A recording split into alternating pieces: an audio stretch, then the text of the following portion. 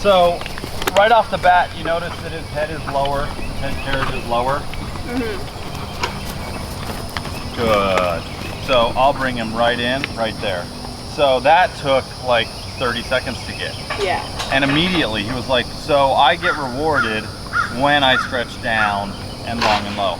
And so that's the big thing we have to really remember with anything, like the simple fundamental fact that goes with any horse that we touch is that when they do good, we release the pressure and that is the reward for them. Yeah. Right?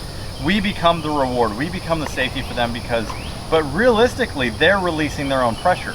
So all we're doing is being a guide to them so they understand, hey, you know, because if I kept holding pressure and I just kept pushing him, say that I didn't stop him when he initially dropped his head and I just kept going and the head went back up, then he's gonna go, what do you want from me? Yeah. And he's not gonna understand what it is that he wants. And so having a horse that tends to want to rear and get stuck, we have to help him to find that relaxation by going, you can go forward by opening up the shoulder, opening up the back, loosening the back muscles using abdominal muscles. So now I'll just ask him to go again. So, but you notice a lot less triggered.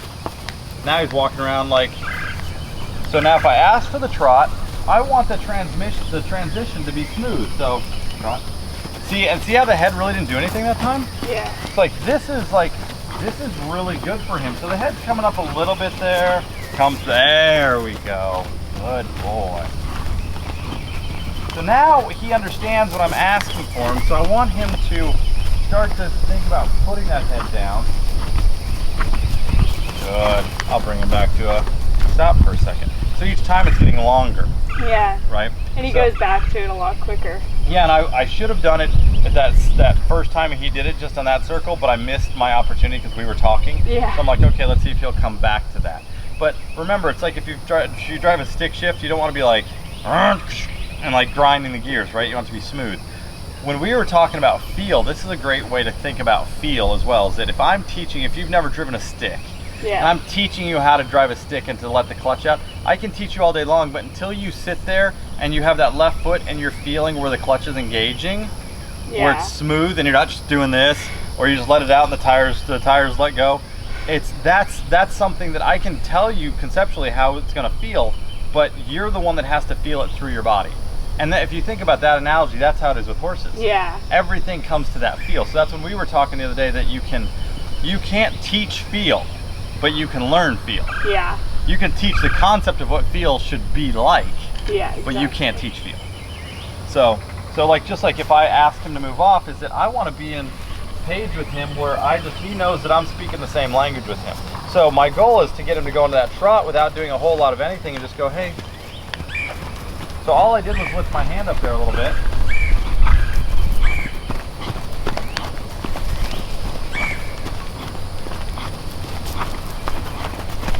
So as you're watching, see he's checking in with me a lot more now, but I'm not, he could rip this out of my hands at any point. So he's starting to find self-carriage.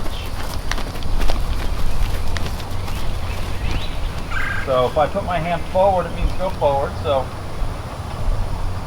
now in this case, most of the times I would say, hey, go forward. But you know what? He's checking in with me. He's not a horse that typically checks in, and this is why every horse is not cookie cutter. Yeah. We have our guidelines, and then we really build on each individual horse. And this is what the great thing about horses, they really teach you how to be around people. Yeah. Especially going back to like understanding feel and kind of what they need right now. So now I might go, thank you, you did really good. Let's go back out. And you wanted to check in with me? Well, you really don't want to check in with me typically. You've never wanted to check in with me. So if he was a horse that wanted to check in with me all the time and just stop to rest, it'd be different.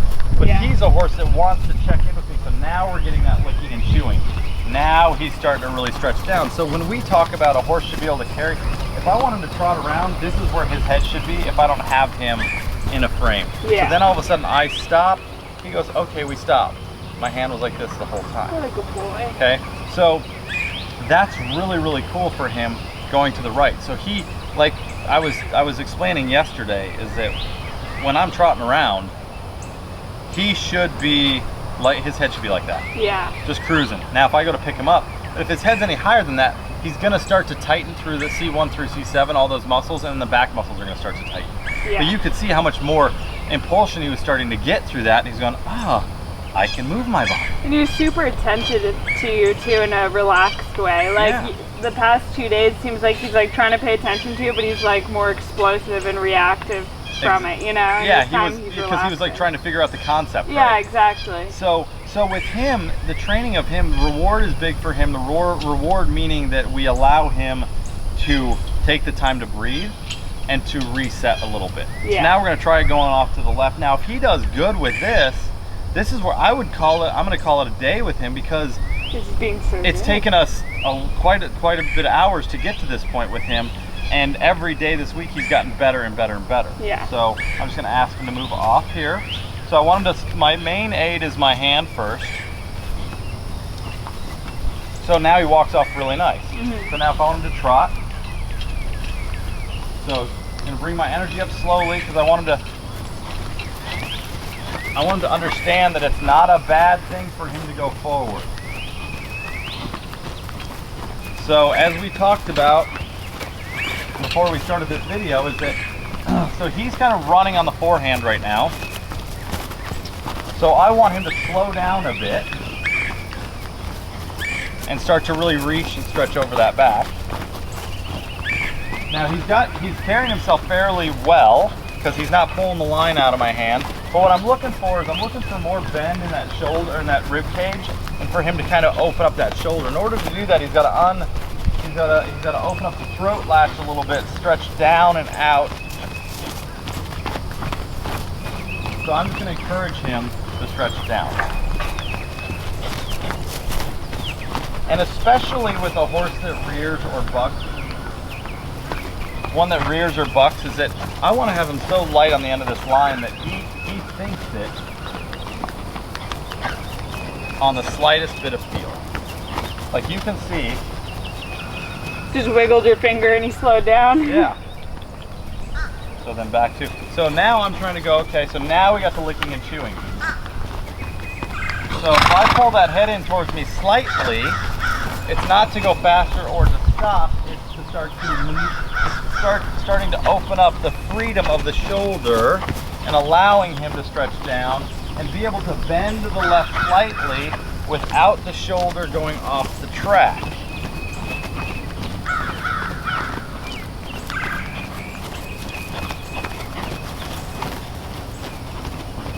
So as I'm doing this, if you'll notice that I'm using my flag as a guide towards the shoulder, towards the rib cage. Now we can't use our flag as a tool like this until the horse understands what the pressure means, or the energy that we're applying and where we're applying it towards. Good, good, good. Come to a walk.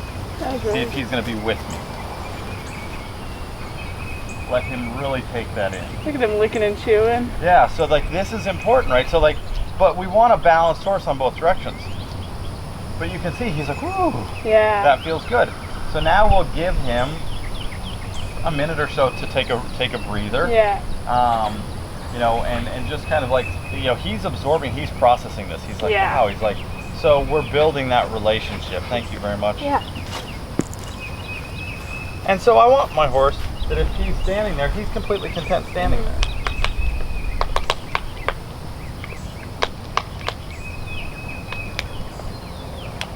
Want some water, buddy?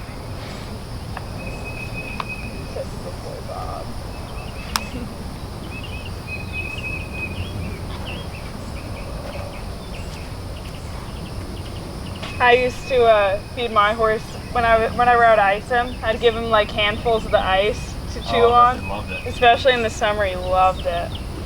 We have, you know what we set up at our farm is we set up, this was a genius of Kelly to do, is she set up these tall boards that are like 15 feet high, and she ran a hose up with just a water, a nozzle on it, like a sprayer, and she sets it in the summertime and she puts it on mist.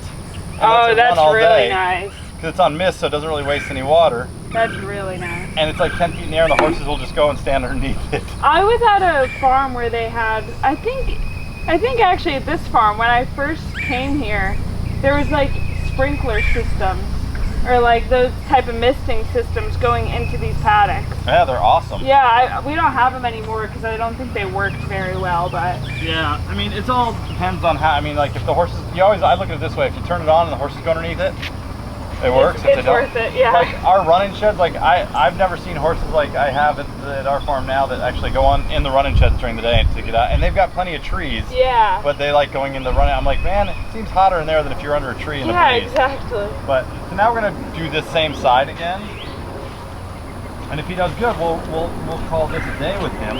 So once again, I'm looking for when he walks off, does he push the shoulder up? Does he get back on his track and not want to drop that shoulder? Is his head nice and relaxed? So you can see we have a horse now that's walking along like a horse that you'd be riding in the mountains of Colorado that's a trail horse. Yeah. Just kind of podunking along.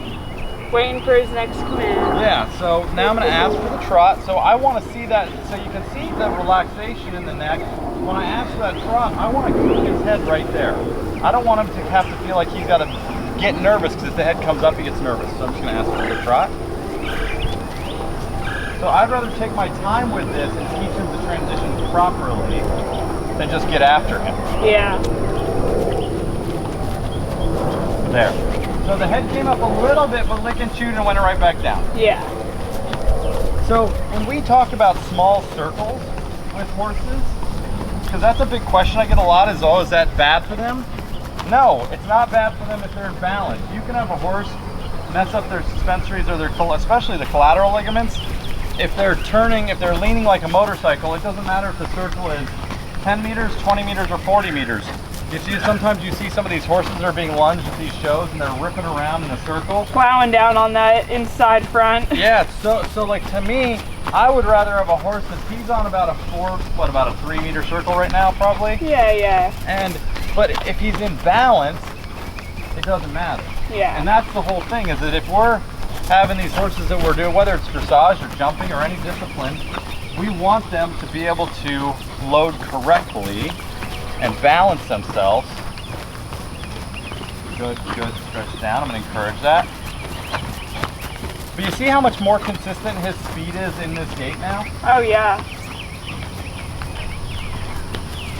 And now he's getting really aware to my energy. Good. And I'll bring him to a walk. And I want to see how quick he is. So you see he's not as fast on this side to really start to bend through that rib cage and follow me. Because my goal is to never pull the horse with my line. My goal is to guide them through the hind end. Have him follow you. So if he does that one more time good on this side, now that took about a minute, so we'll just give him a minute rest, let him kind of chill. But you can see that he's just like, his whole demeanor is like different. Oh yeah. Good boy. I might do the same video on all 3 horses today to show the difference, because all 3 of them will be different. Oh, that'll be really interesting. This will be interesting with fashion. Yeah. So I'm gonna ask him again.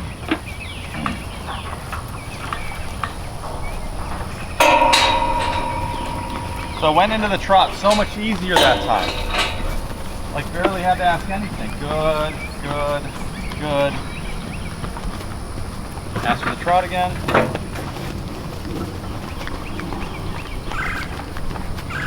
Good, and I'll stop there. But so that time he carried it for like 4 or 5 steps. So that right there, so when he does that, I'm going to reward him by not only releasing the direct pressure that I was asking him to carry himself, but the steady pressure of the saddle being on his back. So he's getting 2 releases. Oh, you're all good, thank you. So he just got 2 releases there. Yeah, it's okay if they turn on the generator, right? Okay. Yeah, I'm done now, so. Okay, just wanted to make sure. Yeah.